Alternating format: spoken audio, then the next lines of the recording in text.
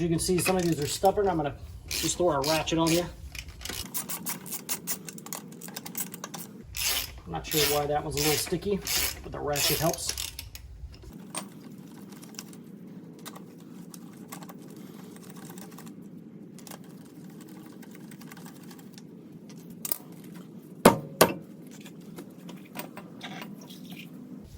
All right, and I thought when I pulled one of the lug nuts off that I could smell a bit of gear oil, and as you can see, we do have some gear oil here. So what I did was I went ahead and ordered these Spicer axles. I'll put the part number in the description, also a link to what I bought. This was $170 a piece, I think, for an axle, which a lot of the reviews said was cheaper than just buying the parts to rebuild my factory axles. So I went ahead and just bought these. I'm gonna swap them out. So the first thing you're gonna wanna do is go ahead and remove your brake caliper here. And then you're gonna have a speed sensor. You can see it right there. So you're gonna remove these 2 bolts here, remove your caliper, slide that up and out of the way. And then there are 4 bolts. You can see one is there, one is below it. Another is right here. And then another's right here. You're gonna remove those 4 bolts and slide your axle out after removing the rotor. And everything should come out as one big unit. So let's go ahead and do that.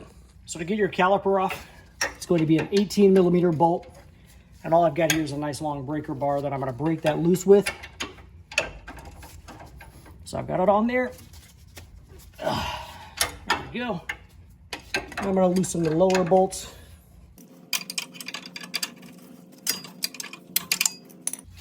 And then begin working those bolts out.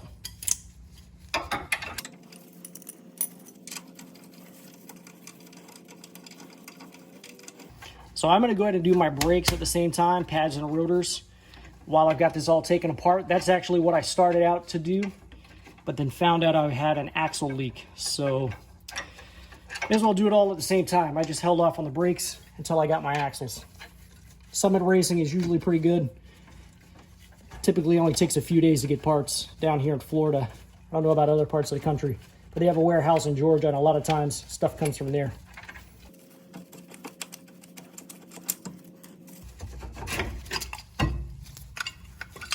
Go ahead and pull my pads out of the way. These old worn down pads. You can see they're pretty bad. I've never actually let a car get that bad before.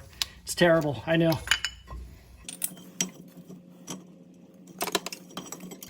So I like to just take a piece of copper wire like this and just kind of twist this up and out of the way. So now that I have that caliper out of the way, I'm gonna go ahead and remove my brake rotor. To do that, just give it a little wiggle. It should just slide right off. As you can see, I've got a lot of gear oil up in here looking all nasty, all over my brakes and everything. I'm gonna use some brake parts cleaner after I get the axle out. Go ahead and clean that up. But at the moment, I'm just gonna focus on getting this axle out of the way.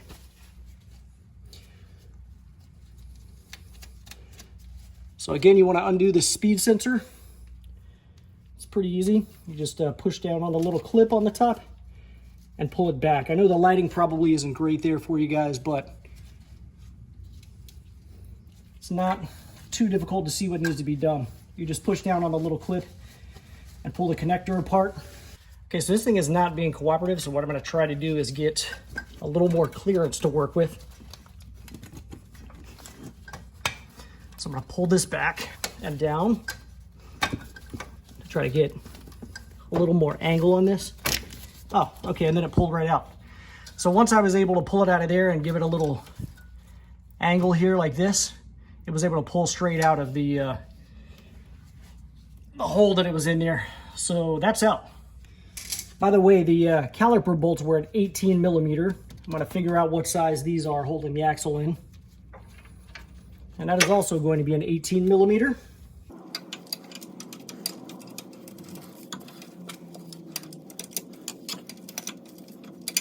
I may have to use an open-ended or box wrench here. That one's a little close to the sway bar end link. I don't know if I'm gonna be able to get my breaker bar on that. So that should be fun.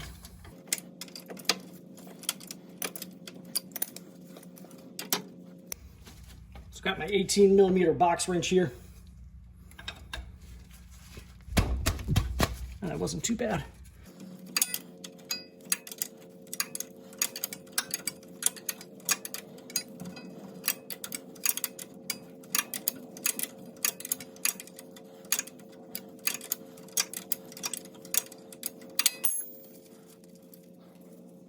So for the rest of these, I'm going to use my air ratchet. Zip it right off.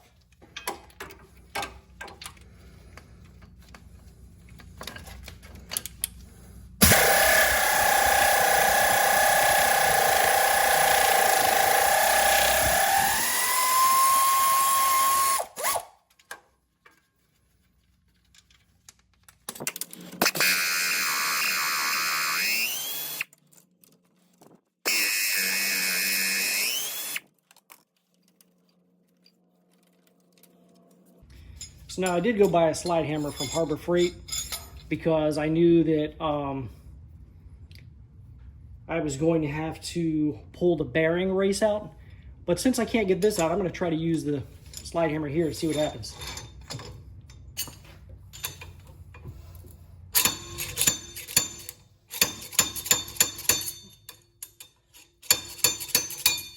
There we go.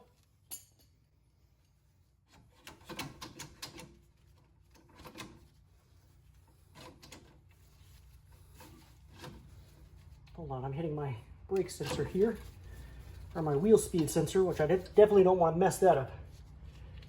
Oh, there's a bolt on the back of the speed sensor holding it in place. So make sure you get that out of there and get the speed sensor completely out of the way. Thankfully, I didn't pull on it too hard. Hopefully, I didn't damage it.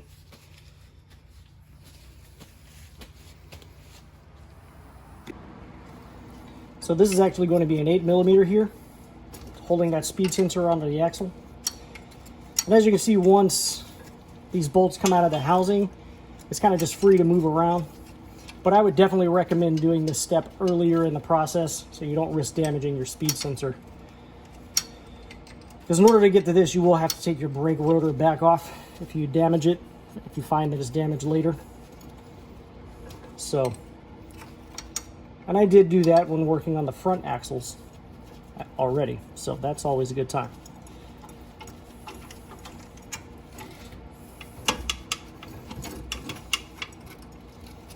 And this thing's covered in gear oil. I'm going to clean it up a bit, but it's out. So from here, everything's loose. All you've got to do is slide the old axle out of the assembly. I did make sure that I lifted this side higher than the other side so that the gear oil would kind of slosh over to the other side of the housing, so I didn't have a bunch of gear oil coming out. And you see, it seems to have worked, so I've not dripped any yet. There is gear oil all over the axle, so I'm wiping it as I pull it. But I've not dripped any on my floor yet, so that's good.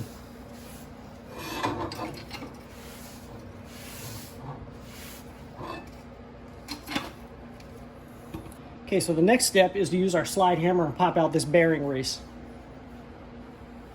So I'm going to go ahead and do that real quick.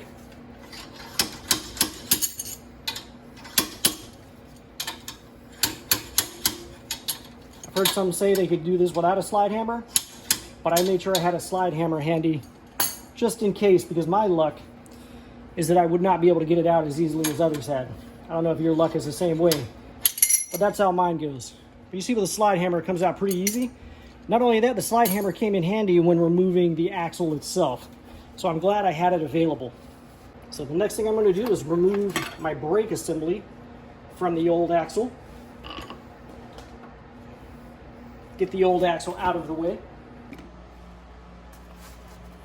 So I'm going to make sure that this part is facing downward, because this is what's going to go inboard to the Jeep. Slide this over my new axle and have the bolt holes the bolts go through the bolt holes, and then I'll slide it back in the Jeep.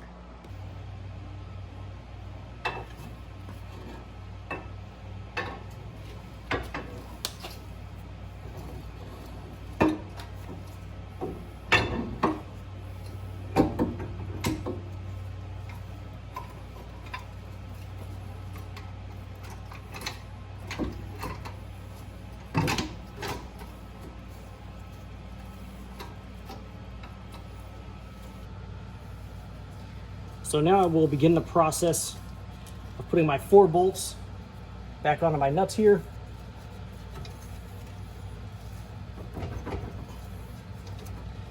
Looks like I'm gonna have to give this a little bit of a tap with either a dead blow hammer or something that's not going to mar up the end of my axle. So I don't have a dead blow, but I do have a rubber mallet, so I'm going to give this a few taps.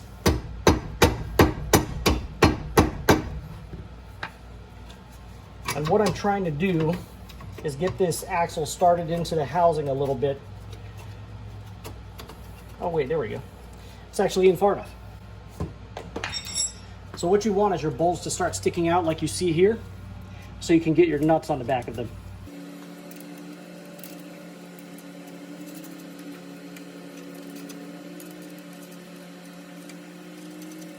All right, so your goal at this point is to slowly tighten each one of these 4 bolts, pulling the axle back into the housing because the bearing needs to get seated. And you want that to go in evenly. You don't want to mess up your new seal or anything. So what I'm going to do is just tighten each one of these nuts until I see that it takes the slack out of it. Right now you can probably see there's a little bit of slack in the system. So I just want to take out that slack at this point. That's my only goal right now. I'm not trying to pull the axle into the housing yet. I just want to take that slack out. So I started on this corner, the upper right corner. I'm going to go down to the lower left corner, take the slack out of that. Moving to the upper left.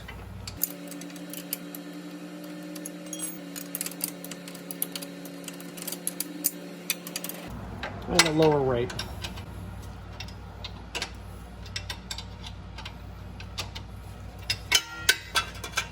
I've got no more wobble in this piece here, so that means all the slack is out. So once this nut is sitting flush to the axle housing, that's where I want. I might give it just 1 or 2 more turns and then begin my crisscross tightening sequence. So upper right, give it a little bit of a turn, lower left, give it like a 1/4 turn, upper left, give it a 1/4 turn, lower right, 1/4 turn, and I'm going to keep just doing that until I get this axle pressed in nice and straight. 1/4 turn, 1/4 turn, 1/4 turn. Again, patience is key here. You don't want to ruin your new seal or anything.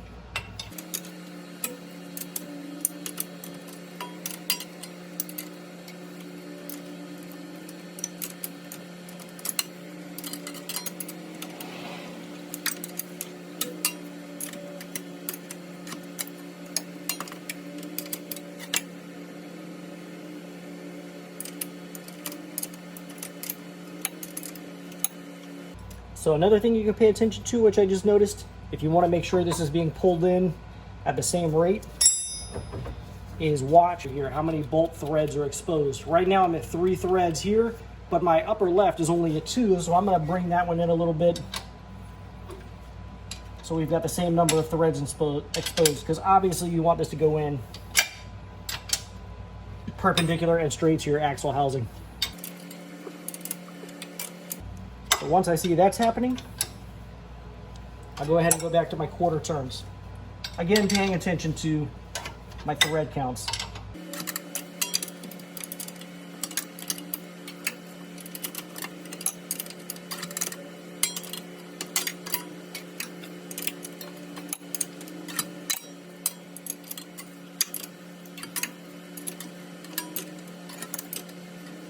So I can feel my bolts starting to bottom out here. Everything's getting snug. I'm sure that there is a torque specification here. I don't know what it is. I would recommend following it. I'll look it up and put it down in the description, and also pop it up on the screen if you guys want to use that.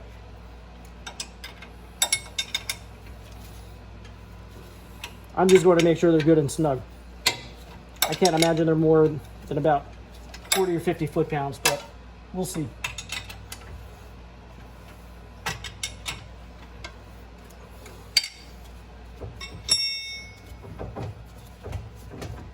So the next thing I'm going to do is go ahead and raise the other side of the vehicle too, and just try to give this a little spin, make sure nothing feels like it's binding or anything. But I think we're good here. So everything appears to be spinning smoothly. That's a good sign. Doesn't feel too loose or anything. That's good. It looks like this axle is ready to go, and we're going to reassemble everything now. So before reinstalling your brake caliper, install your wheel speed sensor. Because I just reinstalled my brake caliper and didn't have my sensor in there. I had to take the caliper back off so I can put my sensor in. So what you're going to have to do is tuck that underneath your sway bar link right there and get that into position. As you can see, my gloves are coming apart. I'm going to need a new pair of gloves in just a second.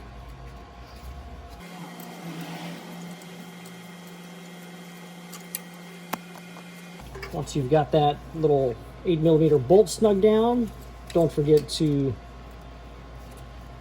reinstall the harness. Won't do any good without that. And the last thing you're going to want to do is reinstall your emergency brake. So you're going to what you're going to do is grab this and kind of bring it out to get the proper angle for you to stick this through the hole there. And as you can see, once you're at the right angle, it slides right in. And then pull your spring down and back. Tuck it up into the hole and make sure everything is seated.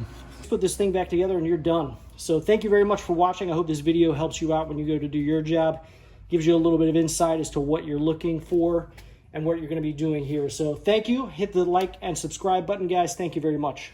Everyone, if you enjoyed today's video, I would invite you to go ahead and hit the subscribe button down below right there on the right-hand corner. And if you felt that the products in today's video is something you might like to own yourself, there's a product link right up there to the right, upper right-hand corner, or down in the description will be a product link for you to purchase the product as well.